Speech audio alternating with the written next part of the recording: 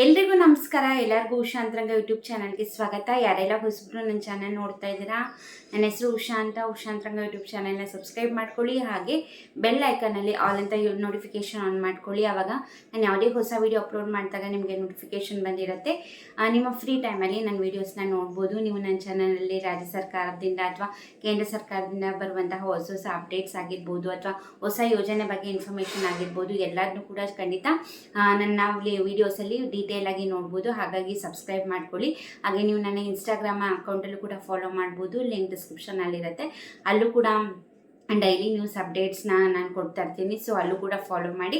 ಬನ್ನಿ ಇವತ್ತಿನ ವಿಡಿಯೋನ ಶುರು ಮಾಡೋಣ. ನೀವು ಆಲ್ರೆಡಿ ತಮ್ಮನೆಲ್ಲ ನೋಡಿರೋ ಹಾಗೆ ಇವತ್ತಿನ ವಿಡಿಯೋ ಬಂದು ಗೃಹಲಕ್ಷ್ಮಿ ಯೋಜನೆ ಬಗ್ಗೆ. ನೀವು ಅನ್ಕೊತಿರ್ತೀರ, ನೀವು ವಿಡಿಯೋ ಮಾಡ್ತಾನೆ ಇರ್ತೀರಾ, ಆದರೆ ಹಣ ಮಾತ್ರ ಬರೋದಿಲ್ಲ ಅಂದ್ಬಿಟ್ಟು. ನಮಗೂ ಕೂಡ ಗೊತ್ತಿರಲ್ಲ, ಸರ್ಕಾರದಿಂದ ಬರುವಂಥ ಅಪ್ಡೇಟ್ ಮಾತ್ರ ನಿಮಗೆ ಹೇಳೋಂಥ ಕೆಲಸ. ದುಡ್ಡು ಅವ್ರು ನಿಜವಾಗ್ಲೂ ಹಾಕಿದ್ರೆ ಬರುತ್ತೆ, ಹಾಕಿಲ್ಲ ಅಂದರೆ ಬರೋದಿಲ್ಲ ಅಷ್ಟೇ. ಬಟ್ ಇವಾಗ ಹೊಸದಾಗಿ ಬಂದಿರುವಂಥ ಅಪ್ಡೇಟ್ ಏನಪ್ಪ ಅಂತಂದರೆ, 21ನೇ ಕಂತಿನ ಹಣ ಇವತ್ತು ಬೆಳಗ್ಗೆಯಿಂದ ಜಮೆ ಆಗ್ತಿದೆ ಅಂತ ಮಾಹಿತಿ ಬಂದಿರುವಂಥದ್ದು. ಬಟ್ ಇವಾಗ ಸರ್ಕಾರದ ಮೇಲೆ ನಂಬಿಕೆನೇ ಹೊರಟೋಗಿದೆ.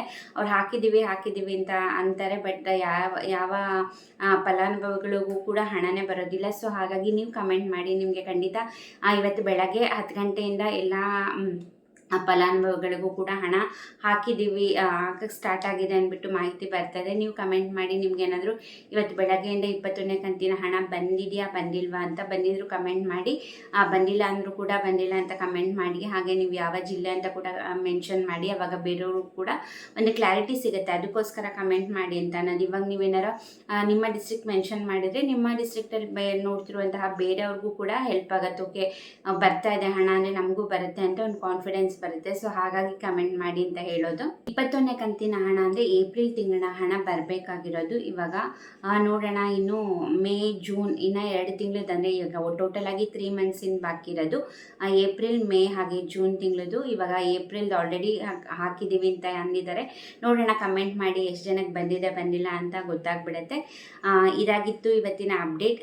ಇದೇ ರೀತಿ ಅಪ್ಡೇಟ್ಗೋಸ್ಕರ ಚಾನೆಲ್ನ ಸಬ್ಸ್ಕ್ರೈಬ್ ಮಾಡ್ಕೊಳ್ಳಿ. ಇವಾಗ ಆಲ್ರೆಡಿ ಕೇಂದ್ರ ಸರ್ಕಾರ, ರಾಜ್ಯ ಸರ್ಕಾರದಿಂದ ಬಂದಿರುವಂತಹ ಅಪ್ಡೇಟ್ ಬಗ್ಗೆ ಕಳೆದ 2-3 ದಿವಸದಿಂದ ನಾನು ಡೈಲಿ ವೀಡಿಯೋಸ್ ಹಾಕ್ತಾನೆ ಇದ್ದೀನಿ. ನೀವು ಏನಾರು ಇನ್ನೂ ಚೆಕ್ ಮಾಡಿಲ್ಲ ಅಂದರೆ ನನ್ನ ಚಾನೆಲ್ನ ಹೋಗಿ ಚೆಕ್ ಮಾಡಿ. ಹೊಸ ಹೊಸ ಅಪ್ಡೇಟ್ನ ನಾನು ವಿಡಿಯೋ ಮಾಡಿ ತಿಳಿಸಿದ್ದೀನಿ. ಈ ವಿಡಿಯೋ ಇಷ್ಟ ಆಯಿತು ಅಂದರೆ ವಿಡಿಯೋಕ್ಕೆ ಲೈಕ್ ಮಾಡೋಣ ಮರಿಬೇಡಿ. ಹಾಗೆ ನಿಮ್ಮ ಅನಿಸಿಕೆ ಅಭಿಪ್ರಾಯನ ಕಮೆಂಟ್ ಸೆಕ್ಷನಲ್ಲಿ ತಿಳಿಸಿ. ಹಾಗೆ ಸಬ್ಸ್ಕ್ರೈಬ್ ಮಾಡ್ಕೊಂಡಲ್ಲೇ ನೋಡ್ತಾ ಇದ್ದೀರಾ ಅಂದರೆ ಈಗಲೇ ಹೋಗಿ ಚಾನೆಲ್ನ ಸಬ್ಸ್ಕ್ರೈಬ್ ಮಾಡ್ಕೊಳ್ಳಿ. ಯಾರೆಲ್ಲ ಸಬ್ಸ್ಕ್ರೈಬ್ ಮಾಡ್ಕೊಂಡು ನೋಡ್ತಾ ಇದ್ದೀರಾ, ಥ್ಯಾಂಕ್ ಯು ಸೋ ಮಚ್. ನಿಮ್ಮ ಸಪೋರ್ಟ್ ನಂಗೆ ತುಂಬಾ ಮೋಟಿವೇಶನ್ ಸಿಗುತ್ತೆ. ಸೊ ಪ್ರತಿಯೊಬ್ಬರು ಕೂಡ ಸಪೋರ್ಟ್ ಮಾಡಿ, ಶೇರ್ ಮಾಡಿ, ಹಾಗೆ ಕಮೆಂಟ್ ಮಾಡಿ. ಆಗ ನನಗೂ ಕೂಡ ಇನ್ನೂ ಮೋಟಿವೇಶನ್ ಸಿಗುತ್ತೆ. ಇದೇ ರೀತಿ ಹೆಚ್ಚು ಹೆಚ್ಚು ವೀಡಿಯೋಸ್ನ ಮಾಡ್ತಾನೆ ಇರ್ತೀನಿ.